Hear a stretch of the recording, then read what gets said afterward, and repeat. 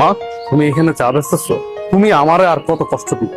আমার বউ আমারে বললো চা বিক্রি করতেছে। আমি এই কথা শোনার পরে নিজের আর সামলা রাখতে পারি না। আমি এই জন্য তোমাকে নিতে আসছি। আমি থাকতে তুমি এত কেন কষ্ট করো?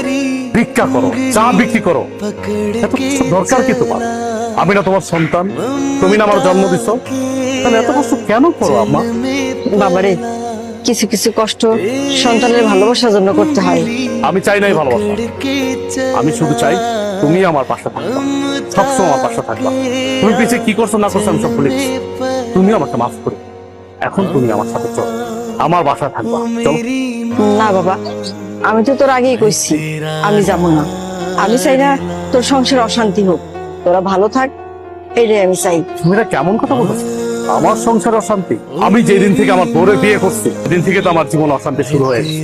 তুমি আর নতুন করে কি অশান্তি শুরু করবা? অথচ দেখো, আমার বাড়িতে থাকার কথা তোমার, অথচ তুমি না থেকে আমার শ্বশুর থাকতেছে।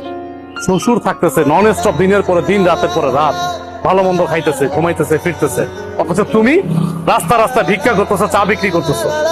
খারাপ লাগে না আমার? আমার তো খারাপ লাগে। তোমার তো ন্যূনতম কমন সেন্স টুকু আছে, অথচ আমার শ্বশুরের কোনো কমন সেন্স নেই। আমার বোর কাছে আমার শ্বশুরই সব। যাই হোক মা, আমি তোমার এত কথা বলতে পারতেছি না, এখন কোনো কথা আমি শুনবো না। তোমার এই চার ব্যবসা রাখা এখন আমার সাথে চলো। এখন থেকে তুমি এই বাড়িতেই থাকবা। তুমি এত কিছুর পরেও সেই তোমার মাকে বাড়িতে নিয়ে এসছো, আমাকে তোয়াক্কা করে তুমি তোমার মাকে নিয়ে এসছো। তোমাকে কি তোয়াক্কা করবো? কি তোয়াক্কা করবো তোমাকে? আমি এই সংসারটা চালাই, আমি ইনকাম করি। আমি পাঁচতলায় বসে এসির বাতাস খাবো, আর আমার মা রাস্তা রাস্তা চা বিক্রি করবে, ভিক্ষা করবে, সে গাছের নিচে থাকবে। দেখো, এই সংসারটা আমার, এই সংসারটা আমি মেনটেন করি, তাই আমি যা বলবো তাই হবে। আমি তোমার মাকে নিয়ে থাকবো না এই বাড়িতে। কে কার সাথে থাকবে বা না থাকবে এটা একান্ত ডিসাইড করবো আমি। তুমি ডিসাইড করার কে? কে তুমি? কে তুমি বলো? আমি কে মানে? আমি তোমার বউ। এই বাড়িটা আমার, আর এই সংসারটাও আমার। এই সংসারের সব দায়িত্ব আমি পালন করি, তুমি তো তেমন কিছুই করো না।